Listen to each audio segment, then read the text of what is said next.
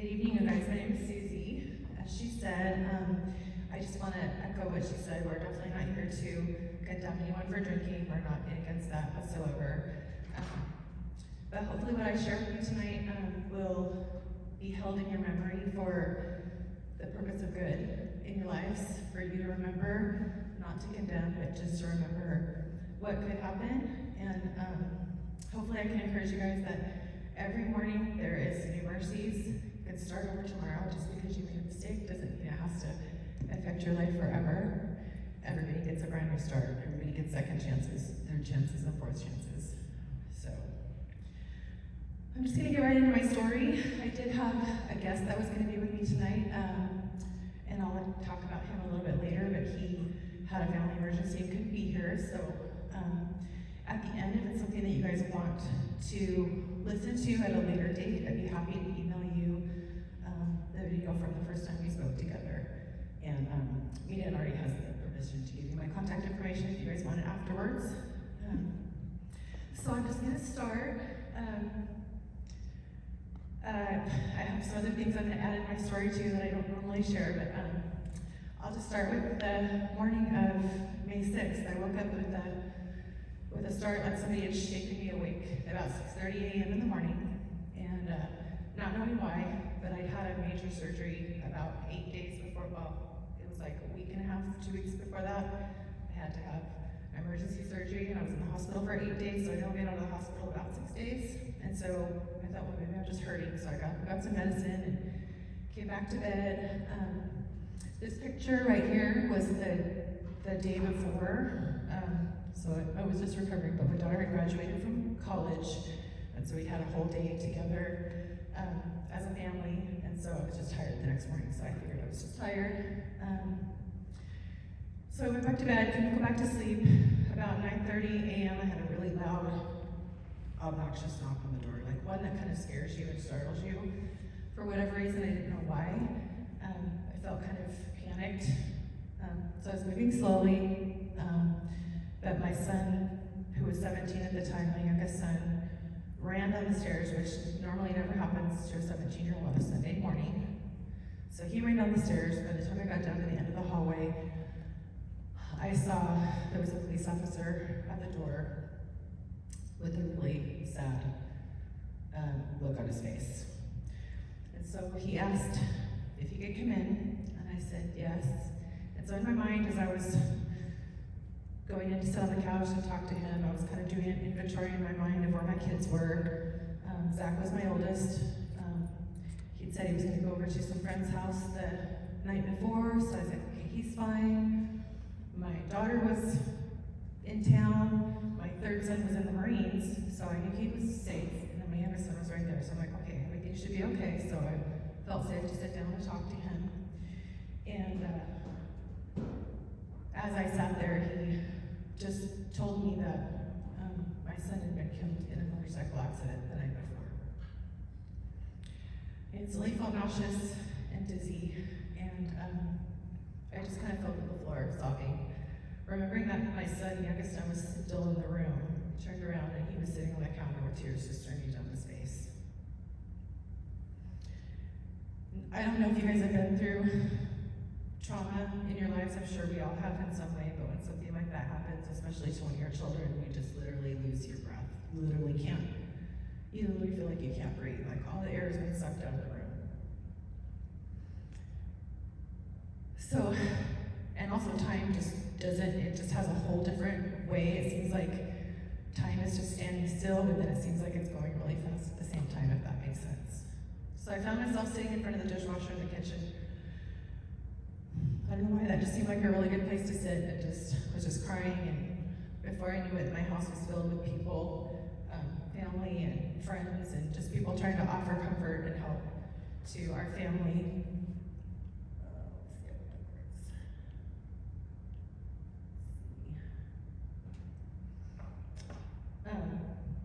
But the last time or the very first time I spoke at this VIP was 2.5 years ago. It was 2 years after my son was killed.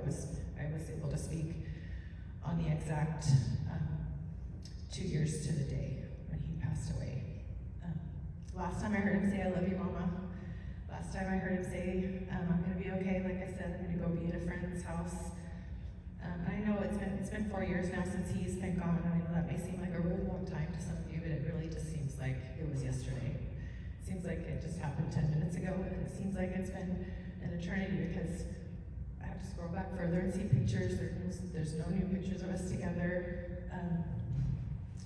So I guess my hope, one of the hopes that I was sharing with you and sharing with you this story of mine is that at the end you see how the decision to drive impaired can be obviously life altering for yourself as well as for myself. Obviously the consequences are different. I don't think for a minute that if it wasn't you that was the one that hit my son, that it would not affect you for the rest of your life, because it would.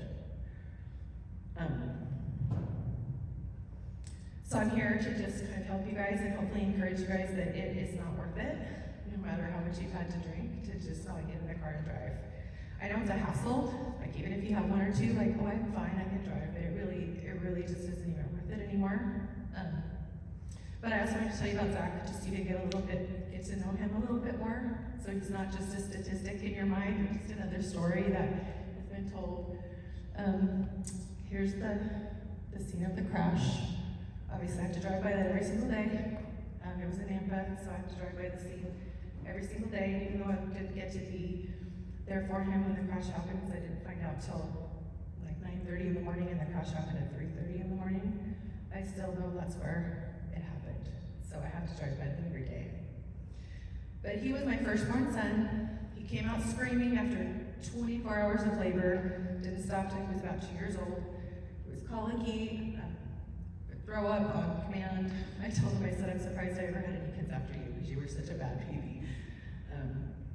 But he was, one of my favorite parts about it was he was just my biggest protector. Does any of you guys have kids? Raise your hand, because they're so little. You guys all have kids. Sometimes when they get like to be middle school age, they don't really want to hang around you anymore. They want you to drop them off far away. They don't really want you to be, my other kids were like that, but Zach was never like that. He was always super proud of me, liked to be close to me. But yeah, he was still a boy. He climbed on everything. Little fight picker with his brothers and his sister. My kids were all 2 years apart, so they were all, it's like having a litter of kittens sometimes. People would say when I'd show up all of them. But one of my favorite parts about him is he was just super kind and gentle, even though he could be a brat like most boys. He was just kind and gentle, his big, beautiful smile. That wasn't smiling then, but there's the little ones.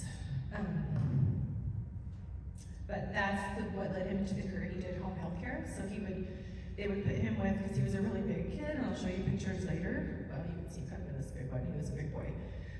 They would put him with like older adults that maybe needed supervision during the day, that maybe had some behavioral issues or things that needed like more physical protection, I guess, not for a littler person. So he'd put them with the challenging people like that. But he was super patient, so he was really good with autistic people, people with ADHD. He was just super patient with those guys, which is unlike some of my other boys. They're not quite as patient. But he always wanted to follow my footsteps. His dad was a bodybuilder. I competed in bodybuilding. So he would always keep one of my pictures on the refrigerator. He would just show all of his girlfriends and friends, like, this is my mom. Like, he was just always really super proud of me.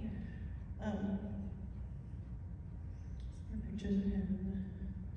There's one of him. He really wanted to compete. He always said he wasn't big enough. But that was probably the year before he was killed. Good boy. Just super sweet. But there's a lot of other parts of this story that I think are really important for you to know, because unless you go through something like this, you don't really know, not that you want to know everything that's involved, but I think it really helps to get a full perspective. So after the crash, I didn't find out till after he was already gone, so I couldn't rush to the hospital and see him. So I was able to, a friend of mine connected me with a funeral home in Nampa, and he, when I was there picking out, well, I don't know, I'm backing up, but I really wanted to see him. And it may seem weird, but if it's your child, you just want to see them and you want to be able to say goodbye and you want to, I don't know what it is, but I just wanted to see him. So I went to the funeral home with a couple of friends, just trying to figure out what do I even do. They hadn't received him yet from the hospital. So I was trying to decide, do I buy a casket, do I buy an urn? I mean, what am I supposed to do? I literally was just sitting there, and you had to go down in the basement, so it's kind of an eerie feeling. Just the whole reason you're there in the first place is just heartbreaking. So I'm sitting at the table, he's like, well, do you want to do this? I'm like, I don't know, I mean, what do you do? I just was just perplexed and just overwhelmed. So while I was sitting there, he got a call from somebody and he said that he's here. So my heart just jumped out of my chest and I wanted to go see him. And he's like, let me go see, because he didn't know if he'd be able to be viewed or if he wouldn't be able to be viewed or not, depending on how bad the accident was. Or crash. I say accident, but it wasn't. So when he came back into the room, he was gone about 5 or 10 minutes and he just shook his head and he said, I'm sorry, Susie, he's just too, I don't know that I can put it back together enough for you. And so, I think he saw just the heartbreak on my face, and he said, I will try my best to put it back together so you can see him. So, he spent about 30 hours putting him back together. This was on I can't remember what day, so it was Sunday, it was Monday, it was like 30 hours later, it was like a day and a half later. He called me and he said, okay, you can come down. I've put them together so that if you were, as if you were to go to the hospital, just things you don't want to have to hear about your child. And everybody was like, don't go see him, don't go see him. But I just wanted to. But I made it one of my best friends a promise. She said, let me look at him first, because you don't want to remember him, you know, in a way that would be really traumatic. So we went to the funeral home, and she went in there, and it's like here, and then I saw John was his name, the funeral director, walk in the side door with a towel, and he put a towel over his face. So I was only able to see his arm and his hand, his big hand, his big boy. And obviously I ended up having to pick an urn. And then I went to touch his legs, and there wasn't anything there. And I don't really know how to describe it into words, but I literally just wanted to fall on the floor. And my friend said his legs were crushed, and they're not there anymore. And so I spent the following days planning celebration of life. Quoting from, I'm going to share my faith because I'm a Christian, and I just, that's part of my story, and I hope that's okay with you all. But this quote from Toby Mac, he lost his son a couple of years ago. It says, you'll see him again. You'll see your son again, and I absolutely know this to be true. And I'm counting on it. But I ask you, why do I get to see my son again? Because his good outweighed his bad? No. Because he was my wild child. Toby said that my son was a wild child. And I would never say that he was perfect. He made mistakes just like everybody else, and I think that's why I have such compassion for everybody here, and anybody, because my son wasn't perfect. Nobody's perfect. But his good outweighs bad. The only reason I get to see him is because God so loved the world that he sent his one and only son, that whoever believes in him shall not perish but have everlasting life. And that's why I get to see him again. Does it take away the pain of me losing my son? Absolutely not. Absolutely not.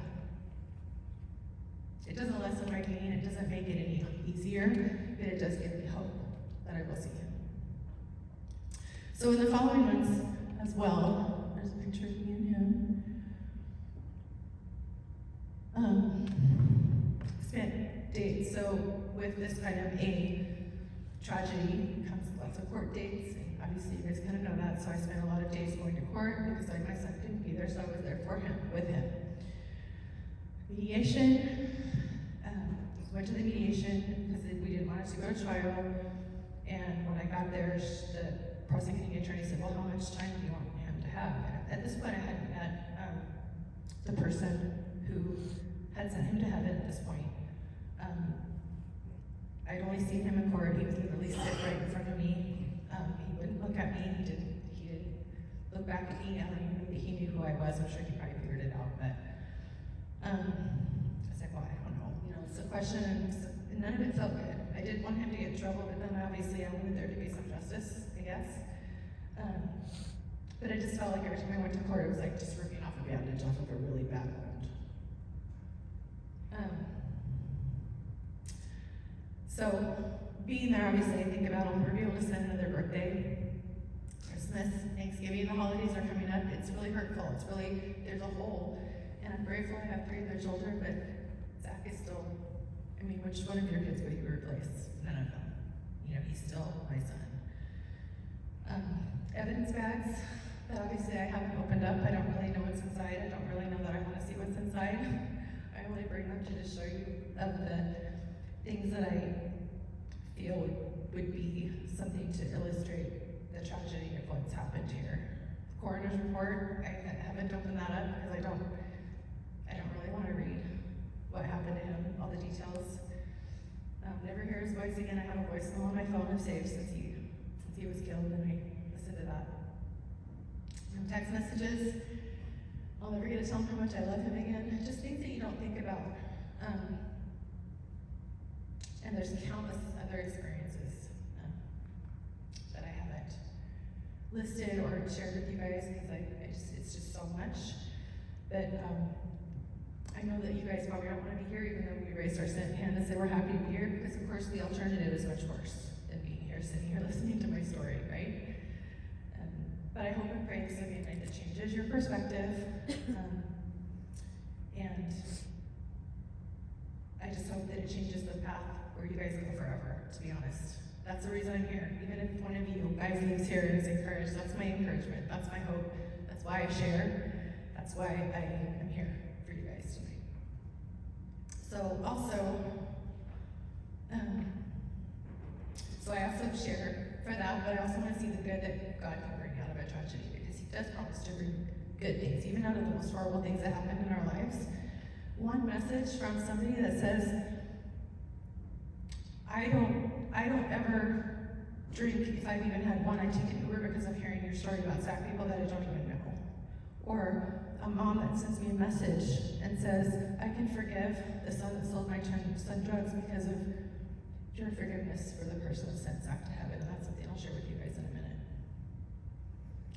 But another thing I want to add to my story is just, we don't know what tomorrow brings.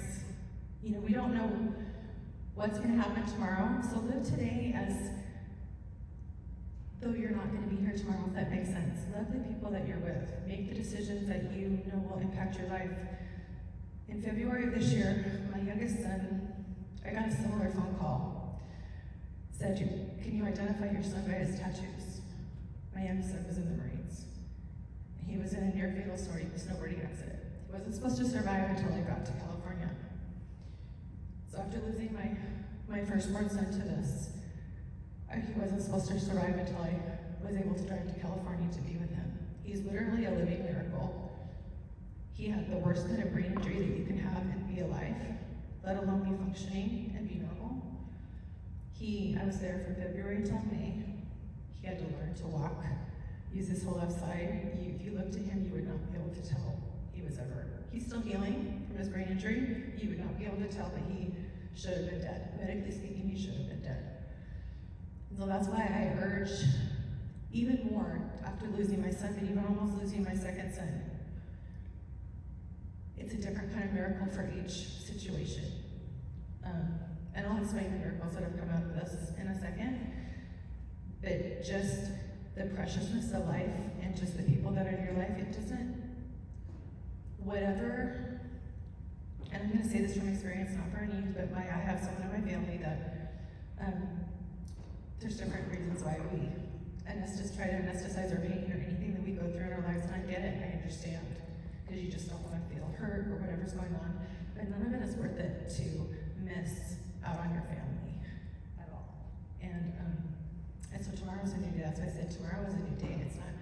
We're not promised tomorrow, so just realize that you guys can just wake up tomorrow and you can get through this journey. You can get through all of the things that you have to get through with this, whatever you're going through, the hearings, the fines, the classes, all of that. It's a hassle, and it's hard, and it's horrible. But just make the best of it, and let God make good out of your lives for it, because there's going to be people that come along your path, and you're going to help them, and it's going to give you purpose, and it's going to make you it not be for nothing. So the second part of my story, the third, since I added Gabe in there, and if you guys want to see him, just a little plug, Channel 7 did do a special on us because it was such a miraculous story. You can look him up on 7's Hero. It was in August that she did the story. It's pretty amazing if you want to be inspired. It's a really amazing miracle. I'm so grateful that I got to be a part of it, even though it was horrible and hard. So Josh is usually with me tonight. When Josh and I speak together, Josh is the one who sent my son to heaven. So when this first happened with my son, the first initial reaction, obviously, with people who loved me and cared about me, was to be angry and want me to be vengeful and all of those things. And that just was a part of my personality. It's a part of my heart. It's a part of who I am. Yes, I was hurt, and I was horribly heartbroken, but I was never angry. From the very beginning, within hours of my son being killed, I felt like God said, he said, Susie, I'm going to use this for your good, and I'm going to help you. Whatever it takes, I'm going to help you. And I just was like, okay. So as I was preparing a victim impact statement, which is something that's given at sentencing, so by the time the sentencing happened, it was almost a year after Zach had been killed. So it was April, the end of April, following the crash. And so every time I'd sit and try to write this statement, I'm like, what am I supposed to say? I don't know what I'm supposed to say. You know, it just was all of these thoughts in my head, and I just felt like it was almost like a letter to him to a certain degree. Again, at this point, I hadn't seen any remorse from him. I hadn't seen any comments. There was no look. He couldn't look back at me. There was no contact whatsoever.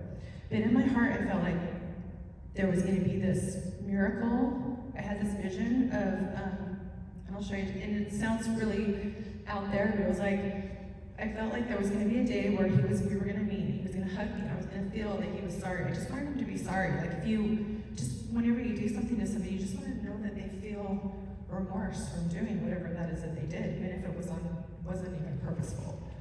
So I had this vision of what might happen, and people were really protective of me. They're like, Susie, you know, I don't want you to hold up on that. He's going to be sorry, because most people aren't sorry. They would kind of go through and tell me all of these things. But I just felt like I had this heart of forgiveness and compassion for him. And as I said, my son was 24 when he was killed. He was not perfect by any stretch of the imagination. So I think that helped me have compassion. It's almost like I looked at him as if, what if Zach would have done? What if Zach would have gotten in the car and killed somebody? How would that have hurt my heart? It would have killed me for him, because I know that it would have hurt him forever. Because I know that he wouldn't have wanted to do that, but whatever he was doing, he wasn't thinking. So I had compassion for Josh. And so I came to the sentencing. My kids all spoke. It was horribly traumatic. And in the mediation, we decided on like 3 years, I think, and then so many years of probation. I don't remember what that was. Eden probably remembers. So I went into the sentencing thinking that was going to be the sentence. Not that I liked it. I didn't really like any of it. But so when we got up to give our statements, in the end, the judge basically, and that was really the only bad treatment. The judge was really rude to me. When I held up a picture of Zach, he's like, I've already seen that. It was just really disrespectful. So that was probably the hardest part of actually being in court, was the judge was so disrespectful towards me. But he basically gave Josh a rider, which is a year rider. So basically that means 6 months, and then he's up for probation in 6 months. And I just had a feeling that there was part like, gosh, does my son not mean any more than that? You know, there's just that, gosh, did it not mean enough? He killed my child. People are in jail longer than that for having possession of marijuana here in Idaho. So there was a little bit of injustice, but I really just felt like, okay, God, you must have a purpose for what's going to happen, and all of this you put in my heart, then something's going to happen from that. So, sure enough, 6 months, I had to go give another statement, and I thought, you know, here this whole time, I think hopefully I've said this, I was hoping that he would talk to me. Because again, this is after a year and a half, I still haven't had any looks, I haven't had any sorry, I'm still hoping for this apology, this thing that I had in my mind that was going to happen, and it hadn't happened. The judge also ordered him to speak at a victim impact panel, which normally doesn't happen. So apparently he saw something in Josh that, that he could be, he was a chiropractor, he used to be a chiropractor before this happened. Saw hope in him. So that meant that he would have to call me and ask my permission because it was my son. So you can just come and speak about the crash without me giving him permission. So I thought, okay, when he calls, so then he was out in December, so he went to, it was April, and he was out that December. And so I thought, well, then he'll talk to me. Well, he didn't talk to me. So I'm like, all these months, and finally I think I emailed me in. I'm like, when is he gonna call and schedule the, it was killing me inside. So basically the probation officer called him, arranged a phone call. Long story short, he ended up calling me, and we met. This was during COVID, so we couldn't meet like at a coffee shop or a restaurant or anything like that. That wasn't allowed. It was right in May of 2020. So let's see. So this is the picture. Remember I told you the vision I had? So we met in the park, and literally he came across the park with flowers, and obviously that doesn't take away my pain, but he was so full of remorse and compassion, tearful, and he hugged me for the longest time. And I was able to talk to him, and he would tell you if he was here that I forgive you was the hardest thing he's ever heard from anybody in his life. Because he would have rather me yelled and screamed at him and told him that he was worthless and this and that, but that just wasn't what I had in my heart for him. So forgiving him doesn't take away the pain of losing my son. It doesn't take anything away, but it does freeze my heart of any bitterness or anger. Again, like my husband and friends would all want to be angry, and I was like, I just didn't want to be around it. It gave me anxiety to hear it.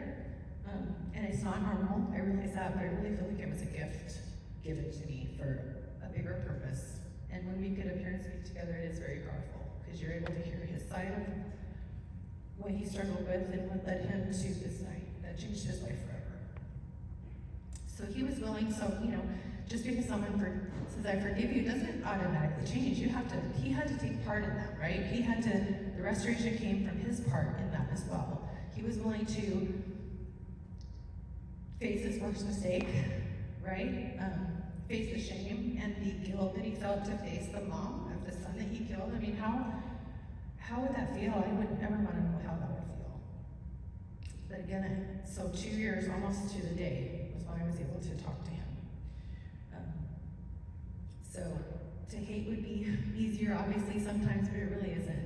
It takes a lot more energy to be angry and hateful than it does to forgive, and it really does. So I cried for that for 2 years, and it happened. So that's the miraculous part of this story, because it isn't normal for a mom and the person who sent her son to heaven to be on the stage speaking together. So he was court ordered to speak once, but he comes and speaks often, and he wants to, because he's seen the benefit of people, just encouraging people and giving people hope and helping people to make different decisions. That's the miracle of that. So 2 different miracles. Obviously, I didn't get my son back the first time. The second time I did get my son was spared. 2 different miracles. But the forgiveness for Josh is not the end of my pain, but reconciliation tonight is only possible because God did it. Really, He did it in me. He gave me that gift of faith. He gave me the long suffering, the tenacity, the faith to trust even when I didn't see what was going on. Just like when I went to see David, I wish I could, if you guys watch, I wish I could show you the pictures. It was walking into his room. I never thought that he'd ever be okay ever again. Intubated, just seizing, not supposed to be alive, but I knew that he was going to be okay, and I just kept praying for him. So my story could be the end for you, or it could be the beginning. Like I said, I hope that you guys leave tonight. Remember Zach. Remember who he is. Remember me. Remember how heartbreaking it is to lose a child. And if you can think about your children, just hold them tighter. And really enjoy them. And if they're little, I don't know how, do you guys have littler kids? Did any of you guys have littler? Yeah. It can be overwhelming when they're small. Again, I had 4 of them that were all 2 years apart, and I couldn't wait for them to get bigger. But now I wish they were all still right here underneath my feet, and they're not. But I just pray that you can use this story for, hopefully I got through this kind of fast, I'm sorry. But if you guys have any questions, there's lots of details that I left out. I mean, obviously there's just a lot more to the story. I know I was going to add, part of the court, kind of what Josh would share with you is, you know, his lawyer told him not to look at me, not to talk to me, not to say anything to me. It's like, I can't even tell her I'm sorry, I can't even say anything. So he wanted to say something to me, but I was never able to see that desire because he used to be in the military, so he was able, and most guys can kind of compartmentalize and kind of be non-emotional sometimes. And he was just able to kind of sit there and be stoic and seem as though he didn't care, but he really did. Like he remembered everything that I said. He repeated back to me things that I said in my statement. He said, I remember when you said that what would I do if I was his mom? My heart would be broken. He would recite, he repeated verbatim things that I said. He was listening. He just couldn't show me that he was sorry. So that was frustrating for him. It was frustrating for me on the other end too, not being able to see anything. The court process is long and grueling and it's not quick. And so I don't know where you guys are at or what you guys have to go through, but I know that it's hard and I know that it's inconvenient and I know that it causes your family stress and all of those kinds of things, and I just push through and don't try not to get discouraged. If you can, just stay strong through each process because God has something good for you. If you can get through each, don't be discouraged and want to just go back and try to forget everything or just give up because I know that it's hard and it takes a long time. But just have hope and keep moving strong. If I can move forward and do this through everything, I know that you guys can too. So I've got like a little video I want to show you guys.